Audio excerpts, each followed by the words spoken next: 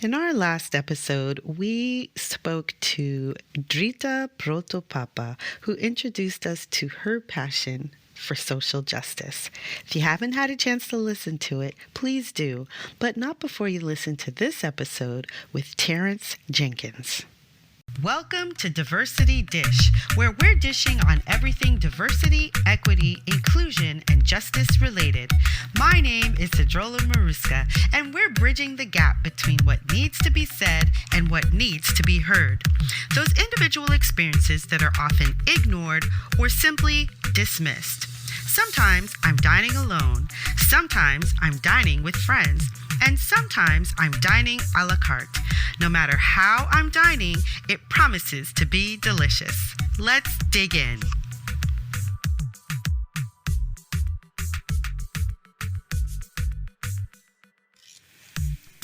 Terence Jenkins is the principal of Waterfront Elementary School in Buffalo, New York, with approximately 900 students. He's been in the school district for over 25 years.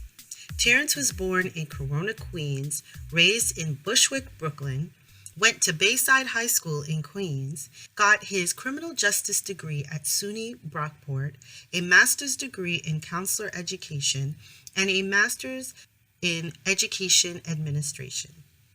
He is a member of the Phi Beta Sigma Fraternity Incorporated and an active member of New York State Grand Lodge of Free and Accepted Masons, Prince Hall. Terence has facilitated workshops and conferences on bullying, as well as diversity training in the workplace. He's been married for 26 years, has 3 children, and 1 grandchild. Terence is also my uncle and the birther of the name Diversity Dish. Hey, TJ, it is so good to have you here today. How are you? How you doing, Sadie? I'm doing great now that I see you. I'm all good. I'm all good. That's awesome. I've missed you. I know this pandemic, this staying away from everybody is tough. I can't wait till it's over because I already Oh. know how it's going to go down with the family. You know, everybody's already talking about it. I You know. know it's going to be crazy. Yeah. And I won't miss it. I promise you. I will Okay. not miss it. None of us are going to miss it. I doubt that we'll do that. So I am so glad to have you here because you are insightful. You know, everybody's heard your bio. They know that you're a principal. They know that you've worked with bullies. They know that you've worked with diversity. But I know you personally, so that gives me an extra layer of, bragging rights, I think. Absolutely. Yes. But I want to know, before we get into like the real gritty stuff, I want to know, what are you passionate about right now, TJ? Oh, that's a great question. I think right now, this virus put a damper on a lot of things. I think what I'm most passionate about are, I want to say, my children. And when I say my children, I mean my own as well as the students that I work with. Yeah, I'm pretty passionate about, and just making sure that they have enough to get either to get by or to excel. So I try to live the moment with them. It's tough with youngsters because they move in the moment every 5 seconds, but as they get older, they start to see the error in their ways. And I love to see a student have that aha moment. You can talk to a child and you can see them, something clicks and they'll go, you know what? I'm gonna do things this way from now on. And they really do. Right. Like that I get chills thinking about it. It's right. It's an awesome moment. So I try to keep those relationships going because I'm looking for that moment from them. Yes. So I'm searching for that. Right. And the school that you are principal of right now is, what level is that? Is that elementary? Is that middle school, high school? It's considered an elementary school. It's pre-K to 8. Okay. To 8. Yes, I Oh, have almost okay. 900 students. It's a huge Wow. building, and then it's sectioned off in a way where it's Okay. compartmentalized. Okay. So each grade level is in a certain area. Yeah. It sounds like a lot. It is a lot. Yeah. But when you have great teachers, it makes it a lot easier. Yes. I was asking because from elementary, from like pre-K to eighth grade, Mhm. kids metamorphose Yes. size Yeah. so much. They change so much. And for Yes. you to be able to experience that whole, like if Yeah. they stay in your school that whole time, that's Most really of them do. exciting. The tough part about that, Sadie, is they get used to you. You almost like Yeah. mom and dad, so they respond to you that way. So it's funny. So when we have new teachers here and there, I always Yeah. have to tell them, I'm like, our students are pretty spoiled. Yeah. They do well, and we let them know. And before the pandemic, there's a lot of hugging and celebrating. Right. And so our kids show up to school every day. Yeah. So, be ready for that. You Yeah. a lot of them are coming from different situations, but our students here, they're spoiled. Yeah. They are Yeah. spoiled. That's nice though. Yeah. That's Yeah. a nice environment for them to go to on a daily basis, Oh you yeah. And know. we have generations too come through here. Oh, really? Yes. Wow. Yes. That's awesome. Yes. Yes. Too often you hear about, because your school is kind of inner city, isn't it? Mm-hmm. It is It's inner. So too often you hear about the inner city schools just being terrible places, right. right? That's what you hear most of the time. Mhm. So to hear you say that you've got spoiled kids that are doing well, and kids that you're relating to, that's a really great thing. Yeah. Yeah. It's just fighting. The hardest part, Sadie, is fighting for them behind the scenes. Yes. When it comes to budgets and things, Mm, so what happens traditionally is, with the budget, the better you seem to do it within a system like Buffalo Public Schools or big urban inner city schools, mm-hmm. they will throw up millions of dollars at you to get your school back to where it needs to be. But then Right. they take those things away once you get there. Oh So my they're like, oh goodness. well, you're a school in good standing, so you don't need all these things. And it's like, wait a minute, I'm a school in good standing because Because of this stuff. But they need to take that money and give it to another school that's not doing well, so that they can. right. So yeah, it's a constant game. It's frustrating, but Right. if you love what you do, you hang around like me. Right. Yeah, you just hang around. Well, that's good. So now, do you think your personal superpower is tied into what you're passionate about? Yes. I mean, I think the other part of my superpower, if we want to, Uh-huh. it was developed in college Uh-huh. because I also have a master's in counseling. Mm-hmm. So going through that particular program, it really, I think the superpower is being selfless, Mm. and just genuinely loving people. So Mm. I have a mantra but I always tell the teachers, like they'll be like, how do you stand him? How do you stand that guy and this kid? And I'm like, because I know their heart. Mm. They're emotional now, but I know I can count on them. Mm. So that's if some reason I think you're hardened and you don't care, Mm-hmm. then my attitude is a little different. Mm-hmm. It can be standoffish, and Mm. usually you can. I'm one that wears their emotions on their sleeve. Mm-hmm. You'll know immediately that he's not vibing with me. Like, no, because your heart is all over the place. Mm. Right, Can't right, mess with right. you. So, but I believe that a big part of the superpower that I have is listening. Mm-hmm. Even though I'm doing all the talking, but I think I'm a good listener. And Yeah. Yeah. Well, I think you'd have to be a good listener to be in the position that you're in and to succeed, because you have to listen to a lot of people. all day. Oh, damn day. I had to say it like that. That's all good. All day. Yes. Oh my goodness. Well, will you share something with us that maybe has happened to you that is different from the other episode that we just did, but something that's happened to you that people might not believe happened to you, but did, and you know how you dealt with it.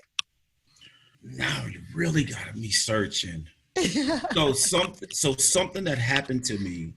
Yeah. That, say it one more time for me, because I gotta really go through the Rolodex in my brain now. Something that's happened to you that other people, let's say you were telling the story to someone else, like a white person, and you told them the story and they would be like, nah, that doesn't happen, right? But you know, in your heart and in your mind and in your reality, this actually happened. What's really coming to fruition for me right now is an encounter I had with a police officer, which I never really told anybody about it. The story, I'll try to keep it as short, but I was driving, doing normal driving, whatever. We have time. Wow. It was, that's why I try to talk to Noah about, but that's a whole nother story. It was late. I believe I was on my way home, and I was coming from work. It was during the time we lived, right before Yannick and I got married. So it was around Orchard Park, and I was coming home, and the police officer pulled me over, and you know, some in the suburbs here, I'll speak specifically for here. You know, there's this thing where, you know, Black folk are like, oh, you hit there, you already know you're gonna get pulled over. This is gonna happen, right? So I just, you know, even in my travels and having been dealt with in that way, again, I got a short memory when it comes to stuff like that. So I pressed on, and then the police officer pulled me over, asked me to get out of the car, and I got out of the car, and then he went back to his car, and I didn't say anything. I said, "Is there a problem, officer?" He said, "Shut up." Oh. And I was just like, okay. Well, for context, I want people to know that's like almost 25 years ago. Yeah. And you were about 26? 26-ish. Yeah. Yeah. Okay. Just so they know. Yeah. No, so way back. Right. And then, I mean, it stands with me today because I deal with, if I haven't had to really deal with that situation much because of this situation. Right. Okay. And so what ended up happening was he kept talking, and I just kept making faces like, you know, again, I wear my emotions, and I'm just like, what the fuck? What is he? Yeah, like what is like, right. So then immediately I figured, oh, he thinks I'm gonna hear, oh, we got a call about a robbery. Say the next thing I know, he pulls a gun out and he got it right on my neck. And he's like, you better not, if you move one more time. And I'm like, I said, sir, my hands, I haven't moved.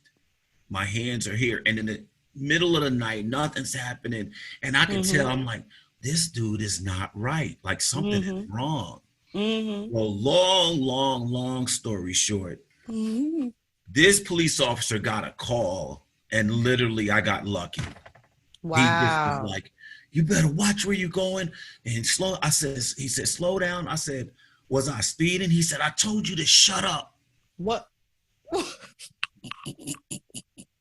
Sadie, I got in the car and I was sitting there like, okay, what just happened?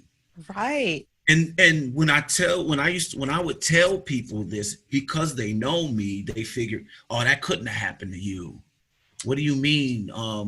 That now people will believe it from the sense that these things happen, but correct. Because of the relationship I developed with you, right? Like, well, why would they bug TJ? Why would he bother TJ? Yes. And so everybody kept saying to me, which is why I never really told the story, Right. is, oh, you must have done something. Yeah. And I was like, you know what? The next person that says that to me, I'm gonna lose it. I'm gonna punch him in their face. So let's just not tell this story anymore, Let's TJ. just not say anything. Right. Did not believe it, or I must have done something. Yes. And that's always the contention. And that's the thing that I think some people have a hard time understanding or reconciling in their minds. We know that you don't have to do jack shit Yes. for something to happen. We know that, right? But in their minds, no, no, no. There's no way that that would happen if Right. they didn't do anything. He must have done And something. here's what's really interesting to me as I think about it. That is a bias, The total bias. right? It's a bias because you look and you say, well, that's a black dude. He must have done something. Yep. Because black people are violent. Black people they're always up to no good, right? Absolutely. This is a thing. This is a bias. So you think to yourself, oh, he's black. He must have done something. Because how many white males go in and shoot people up and they get a pass like we've never seen in our lives? Oh, they take them to Burger King. Right. You go to Burger King. You Right. hungry, son? Yes. Yes. And it's always, oh, he just had a bad day or he just had a mental break or but if it's someone black, he must have done something wrong. Let's look at his background. Let's see who he has been in the past. Let's see what we can dig up. Right. Absolutely. So that's a bias that causes people to say, no, they must have done something. Yeah. And I challenge people to stop before they say that, to stop and think about why they are making the assumption that something must have happened, that you must have done something to perpetuate. And even if so when people, even for me, my way of, because of that situation, my natural instinct at times is to think like that. Oh, you must have done something. But what I do to combat that is I always say, okay, tell me the story again. Tell me the story. So you were driving and then blah, blah, blah. And you weren't speeding. You were just driving. You were just you got pulled. Where was it, late at night? What time was it? Like, right. What I do is I ask questions, not to the point where, and not ask in an interrogating way, right? Just to get some clarity, right? And all I do is go, I feel bad for you. I really do. And trust me when I say I know how you feel, right? But that's really what you just said is a really, really, really good point. That's hard. That's a bias that we put on ourselves. I mean, we do it to people, and we just need to know it's a condition. It's a condition that we have to figure out how to shake. We have to be conscious enough to shake. Yeah. We have to slow down. We have to slow down in our judgment. We're all going to judge people. There's always going to be judgment. But slow down in your believing that judgment, that initial judgment that you had. Absolutely. I can't tell you the number of times that I have said, oh, they're blah, blah, blah, blah. Right. And not said it, but thought it in my mind, and then stopped and said, okay, why are you thinking that? Absolutely. And how do you think that is really relevant, or are you just saying that because of, whatever the case may be? And to add to that, the other piece of it too is my brain will go there too. And then what I have to do at that moment. So if I'm seeing this and I'm thinking you're I've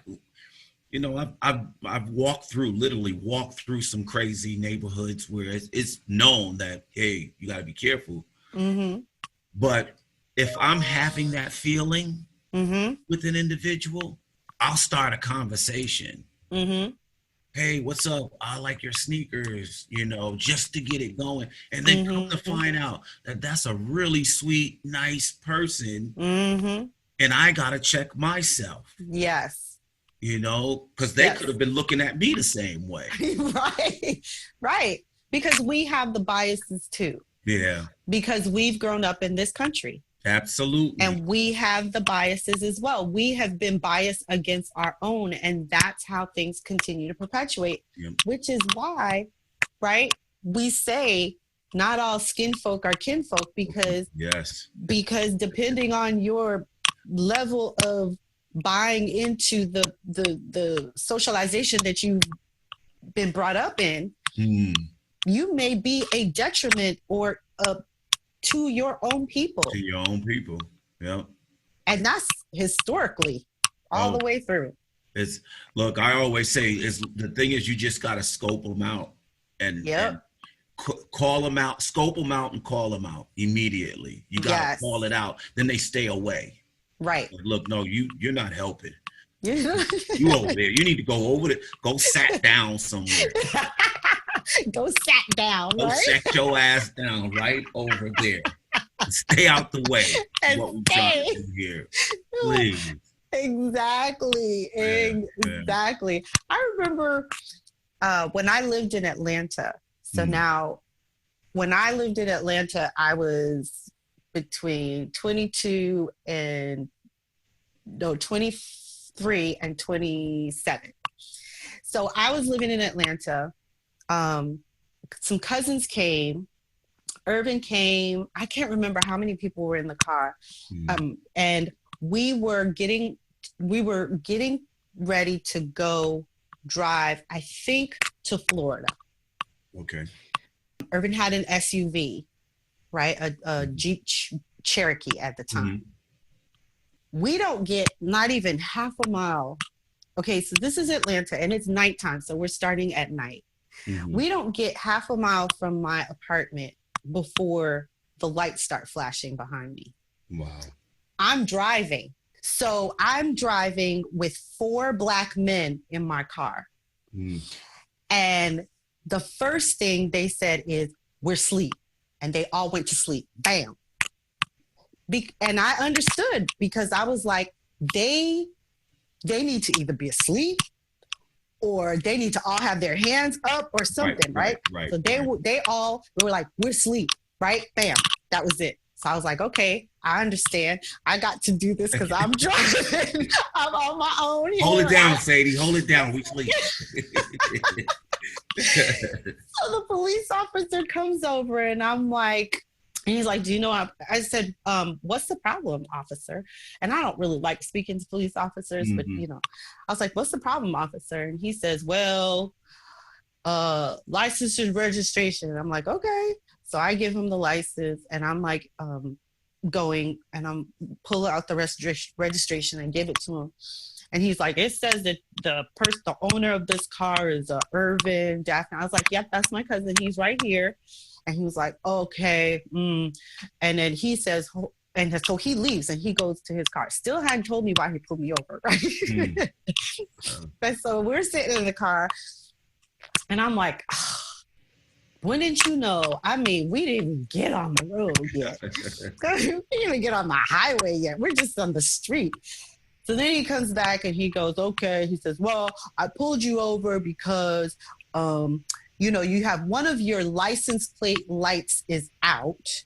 And this is like one of the number 1 cars that's stolen in the country. So I'm like, seriously? So I took my stuff and we went on our way. But it always stuck with me because I was like, you didn't really have a good reason to pull me over. No. You just looked in the car and you didn't see anything reflecting. And so you were like, that's black people. Let me check it out. Right? Yeah. Because this is the number 1, one of the number 1 stolen vehicles in the country. So we're just checking to make sure y'all didn't steal it. While he messing with you, one probably drove right by him. Like, there go one. Right? But it's those kinds of things, is that kind of bias that we're trying to explain to people. It's like, you know, if you think it's bad in a civilian, how bad is it in a police officer? Yeah.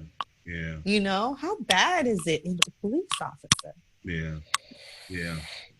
It's all crazy. But like I said, what I try to do now, Sadie, is my biggest thing now after turning 50, Yeah. is to live in the moment. Yes. You know, and I try really hard not to take anything too personal anymore. Right. Usually when you're talking about bias, you know, I always say that's your bias. That's your problem. You know, you see me one way and then you're projecting on me, you know, what you believe. That's not my fault. That's your problem. If I resist that, I'm like, I'm not accepting what you're telling me, but I know enough to do it. You know, there's ways to do it with different people. It shouldn't matter, but I know that I can resist it with a police officer now and just look at him. You know, I'll start off cordial and nice. Yes, sir. Here's my license. Like if I get pulled over, I haven't been pulled over in a million years, but if I get pulled over, I have it ready. I just have it right here. And the first thing they say is, "Oh, how you doing? What's your name?" They're real cordial and polite. And I'm okay. I'm just giving you this now. It's like, oh no, well, they look at it and then they'll hand it back to me. You're fine. And I'm like, oh, by the way, I said, never mind. Because I would say, they're like, oh, did you have something you want to ask me? And what I want to say is, why the hell you pull me over? Yeah. Let's You start didn't tell with me that. anything. That's happened to me quite a few times. Like they would pull me over, check my license and say, oh, okay, you're fine. And I just learned to just not ask. Right. It's because all it's going to do is probably get me arrested for real. But I don't ask because I don't need to know. It's not. Right. That's my philosophy. I don't want to tell anybody out there. Sure. But it's just going to give you agita. You just. You know. Yeah. I take 2 blood pressure pills and a high cholesterol pill. I do not need that pressure anymore. I'm good. I hear you. I'm flirting with blood pressure, so I'm like, yeah, anything I could do to lower it, to just keep that at bay, I am gonna do it. That's meditate. Yep. You know, so I don't have to get on those blood pressure pills. You know, I'm just like, yeah, no. I mean, that's why I got off Facebook. I had to get off Facebook. Yes, is this stressful? It is. One day, Sadie, I'm sitting on the couch. I got to tell you this. So one day, it was raining. It was one of those days where you sit in. It is basically, you know, Netflix and chill day. Yes, it's a snuggle day. It's raining. It was Saturday or Sunday, and no reason to look at my phone. I got the movie on. I'm in my own place. I got my little sippy sip. Yeah. And then I pick my phone up and people are just saying stupid stuff. Something about Trump this. And I'm like, I'm getting stressed right now. Yes. And I was just sitting here in the most comfortable space. Yeah. I pick up this phone just to look at it for 1 second. And all of a sudden your blood pressure went up. I'm done. I gotta leave Facebook alone. You gotta come up with something different. So that was my decision. I took it off. That was part of the stress. Yeah. I'm done. I can't do it. People just make me angry. I hear you. They just say things behind a keyboard. Yes, that they would not say in front of your face. Never. It's really an interesting kind of culture thing happening, where people are so empowered behind the keyboard. Well, yeah, and not as much in person, but you know, it's amazing. It is. What Chris Rock said, that's what I say all the time. I love not to know some shit. I don't need to know. I love not to know some shit. I don't even know nothing else about you. So let's say hi and bye. If you hate black people or you hate men, whatever it is, Yes. you can keep that to you. I don't want to read about it. Yes. I don't want to read about it. Just say hi and bye and keep moving. That's your world. I Yes. don't want none of that energy near me. I hear you. I hear you. Mhm. Absolutely not.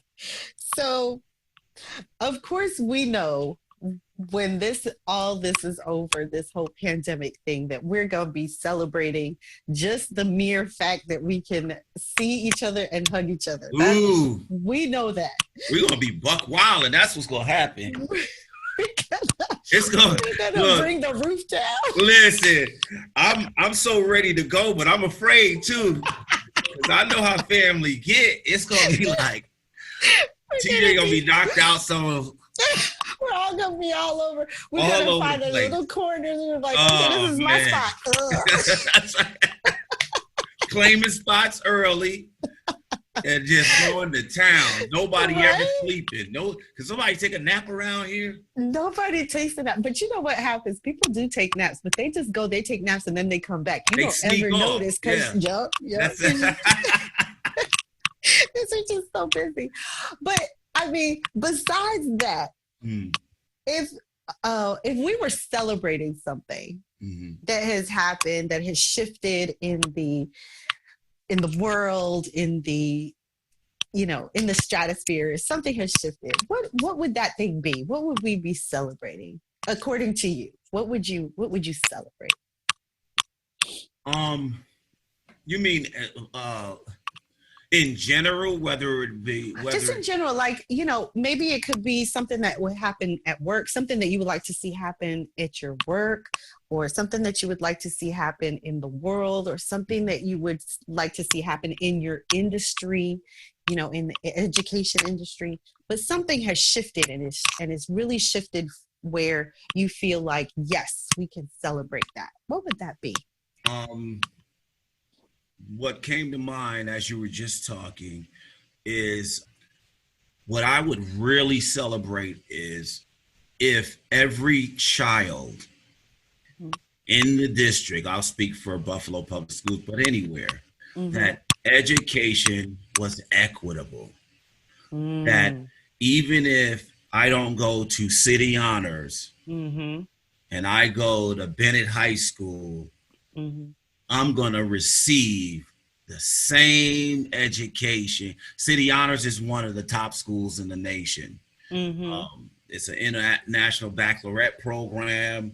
Students Mm-hmm. there end up, when they leave, they're going to Ivy League schools, Right. getting, they leave high school with probably up to 15 to 20 college credits. Wow.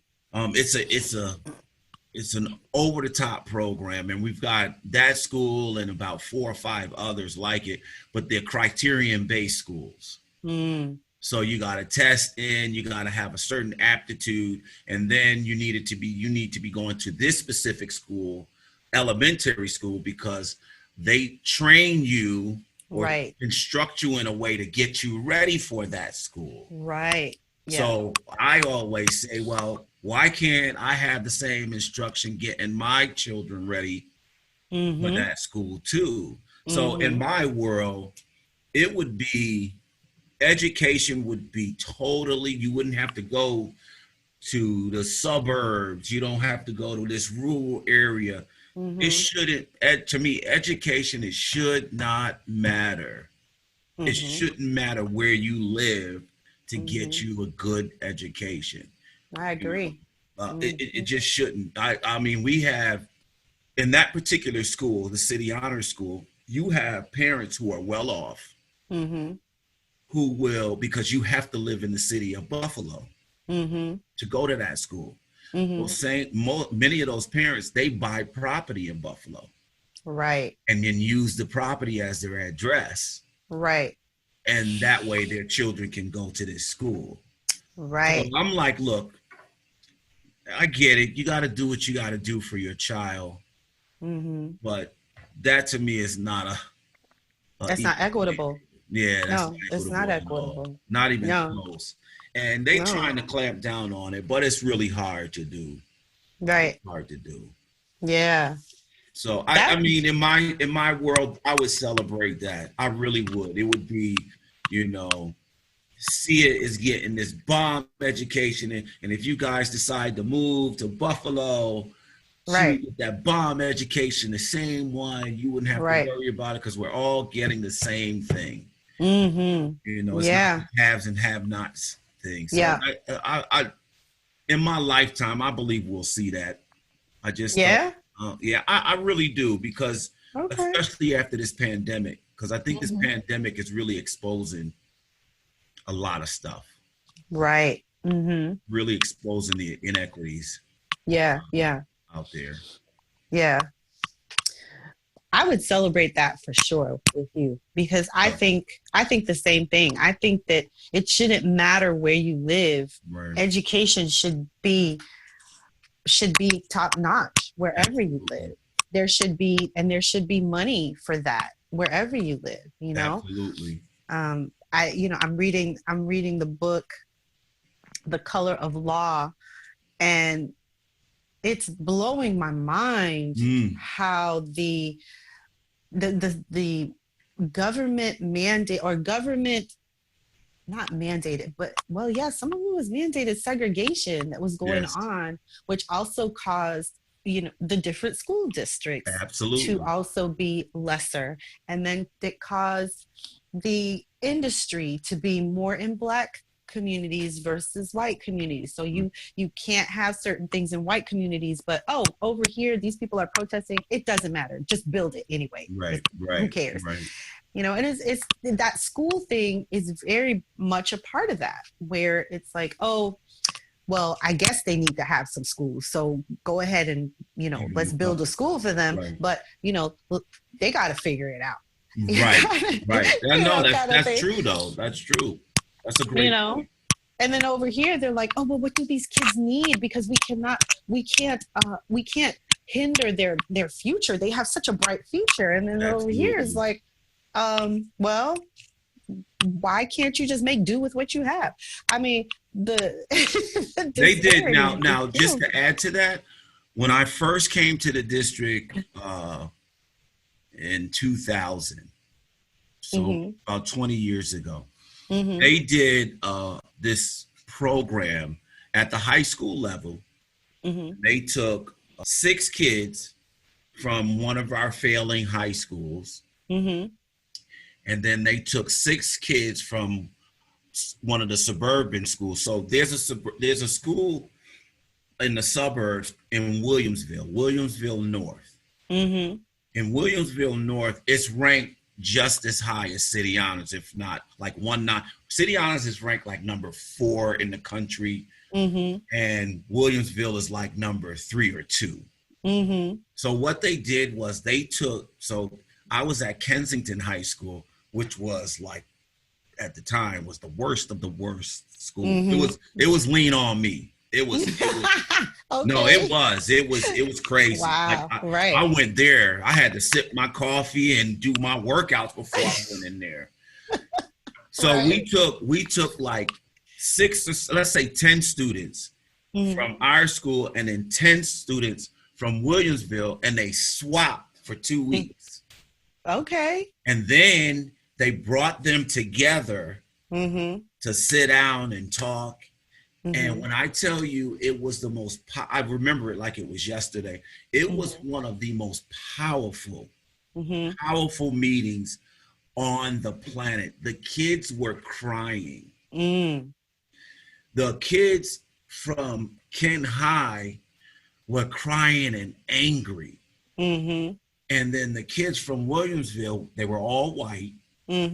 They were crying and angry too, but they felt bad for the kids at Kensington. So the kids at Kensington was like, you're walking to school and they have carpet. And the windows are fake. Like, they were just naming just the facility itself. And then the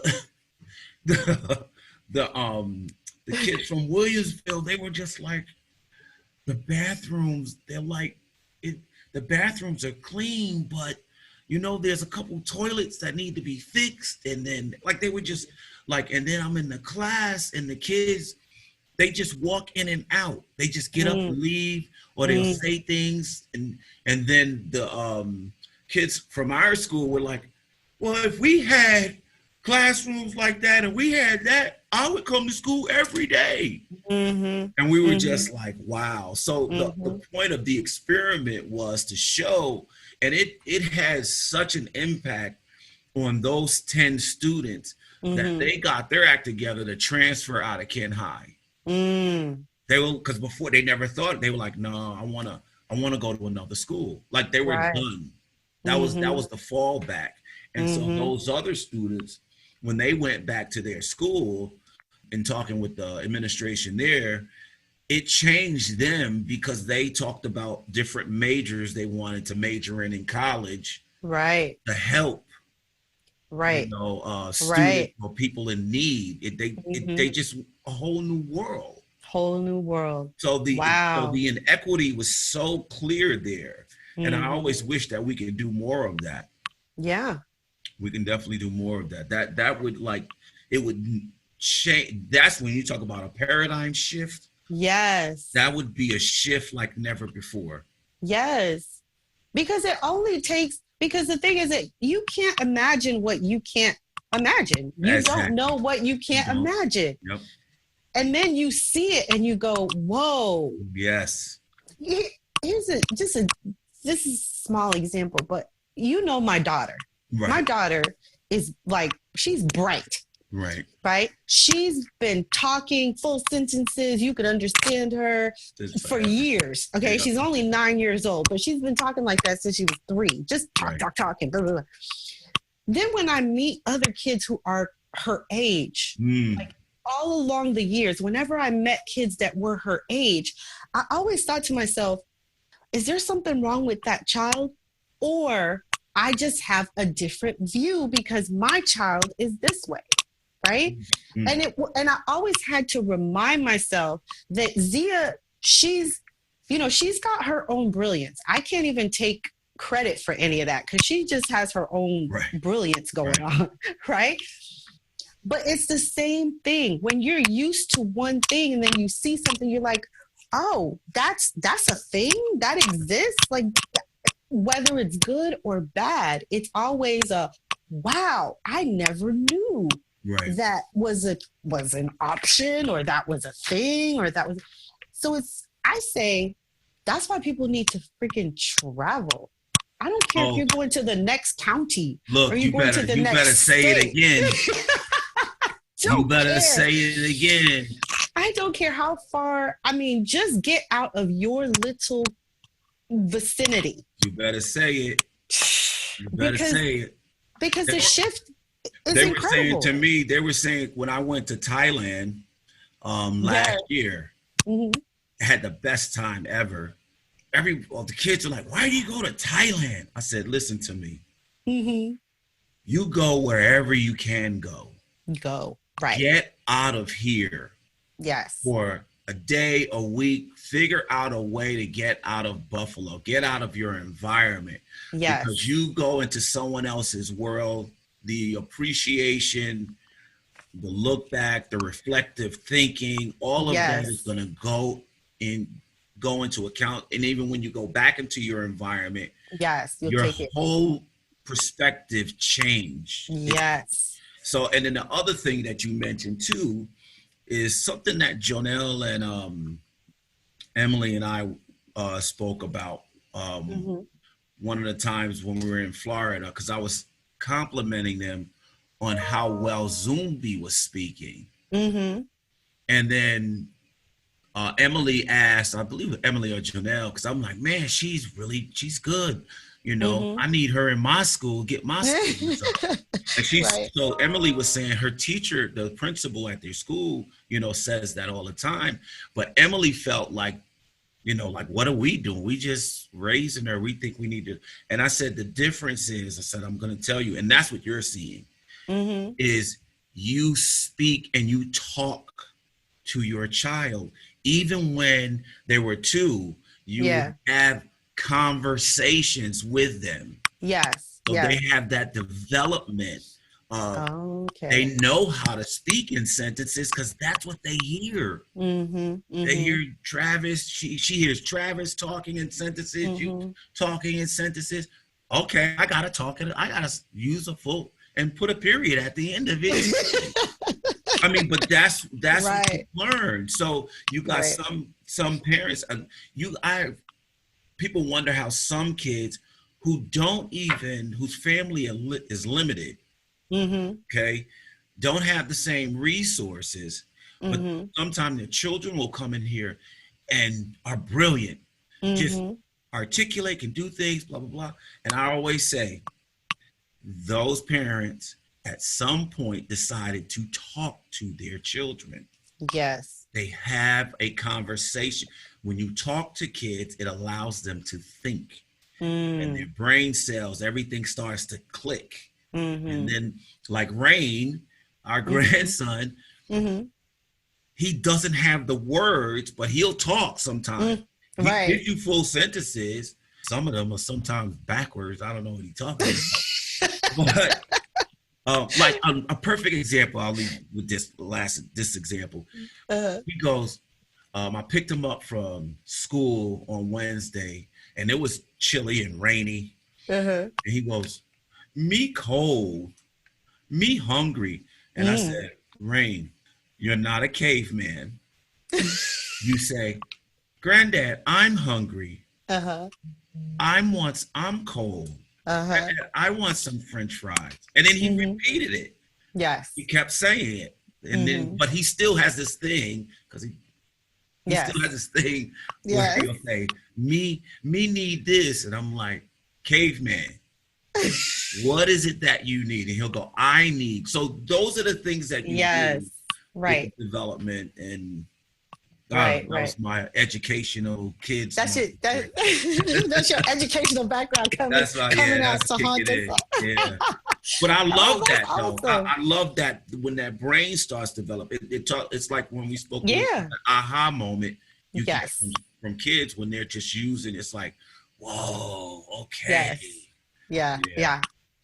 It really is. You know, I mean, there were times when Zia would say things and Travis and I would look at each other like, where did she get that from? I don't understand. Like, and my father, you know, my dad, of course, he's a PhD in education, early education, and he would say, she's a little advanced for her age. that's what I say about Rain. I'm like, he's a little advanced. How does he know that? Yes, and he would say that.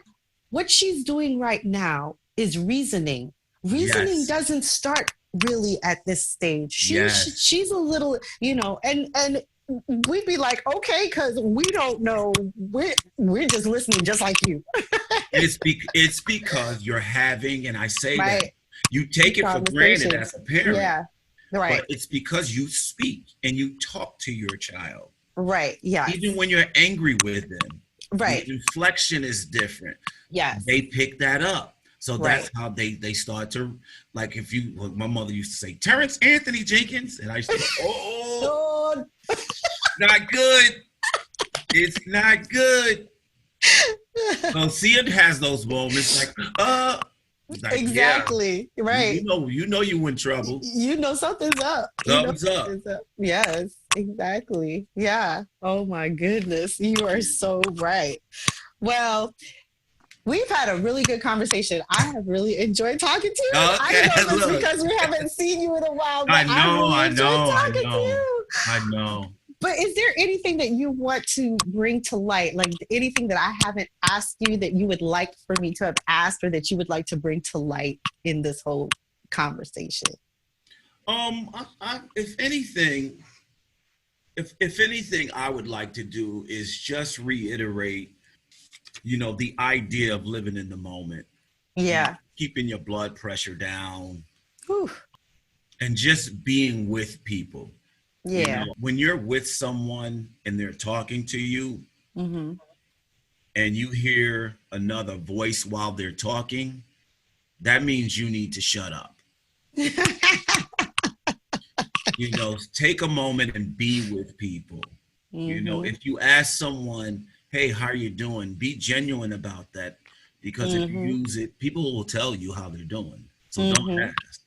But, you know, just more or less, you know, to quote the great RBG, Yes. you know, fight for the things that you care about, but do it in a way that will lead others to join you. To join you. Absolutely. You know, Absolutely. so that's the biggest thing. And then, you know, John Lewis, my favorite, Yes. Never ever be afraid to make some noise Some and get boys in good trouble.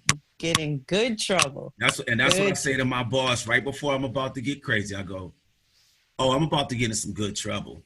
But you always go, "What?" And I'm like, "You can't do that. You can't do that. Time out. I'm about to get in some good trouble." So, if anything, don't be afraid of getting in some good trouble. That's exactly right. Yeah. Oh my goodness, you are so right. So how do you want people to remember you when you're gone? I know how I'll remember you, but how do you want people to remember you? I think the biggest thing is that he was a good dude. He was a good guy. Yeah. And he genuinely cared about anyone and everyone. And if you asked him and he could do it for you, he'll do it. Yeah. You know, just that, I was there. The issue that I have is that I'm so there that I've been isolating myself because I'm valuing solitude now more and more. Like I enjoy being with me. I like me. That's what I tell people all the time. Oh, you can tell me to go sit down. And never say nothing. I'm good. I'd probably be terrible in jail. He's like, put me in solitaire. I wouldn't. People say they go crazy. I don't think I would, because I can be by myself, keep myself active, and I'm enjoying that. Whereas before, it used to be like, oh, I'm bored. You gotta do something. But all in all, I would, if just that he's a good dude, he's a good guy. Yeah.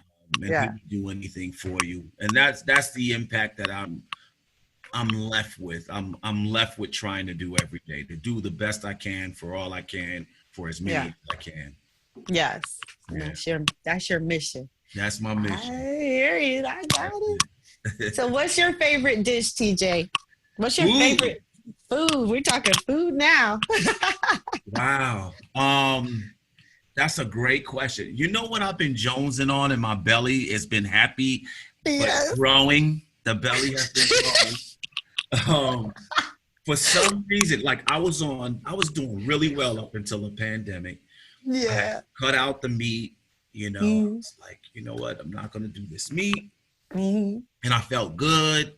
Yeah. And then I was doing, working out 2-3 days a week. Yeah. And so my favorite sandwich at the time was egg white with avocado. Oh. Avocados on some whole wheat bread. Yeah. It was so delicious to me. Okay. So my newest Jones is two things. I love a beef patty. A Jamaican beef patty. I was gonna say, which kind of beef patty? A Jamaican beef patty. I could eat that at any time of the day, week, hour. Yes. Breakfast, lunch, and dinner. I could do a beef patty.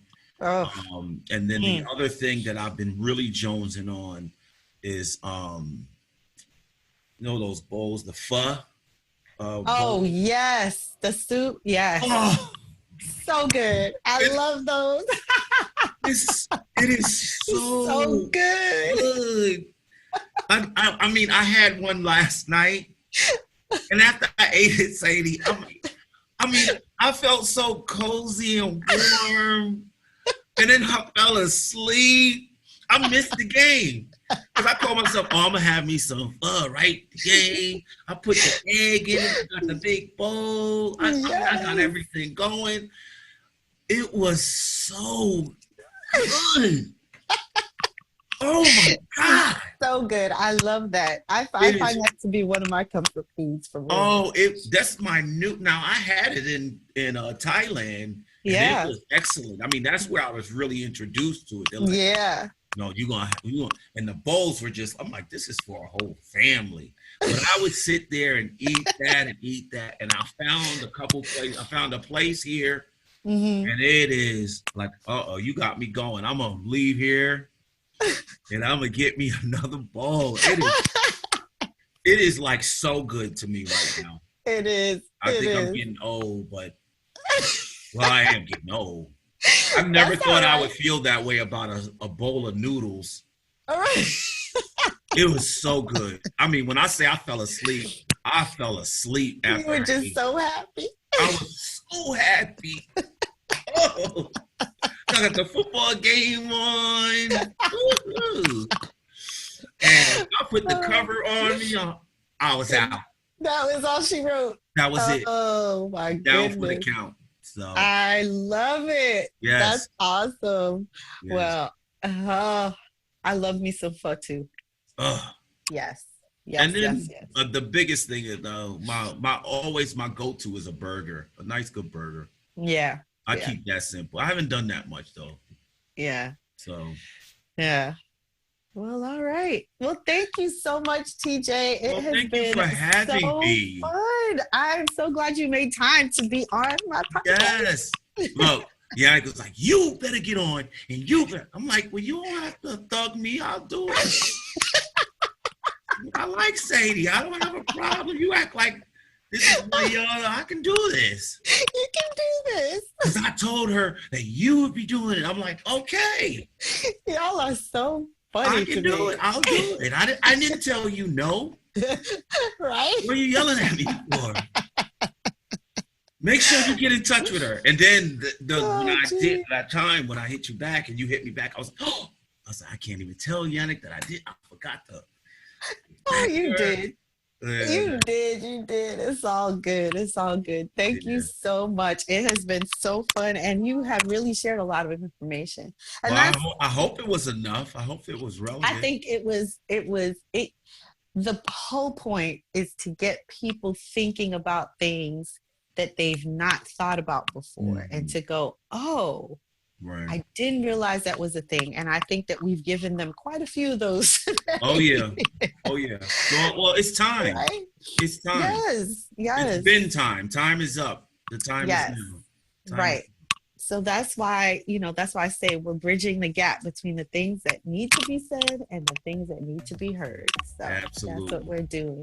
Well, like I said in the thing, I'm so proud of you, and I love you. Thank you. And if you need anything with this, you let me know. I'll make time for you. Oh, you're so sweet. Thank you so much. I really appreciate it. Absolutely. You take care of you. Give them babies a hug for me. I will. All right. I will.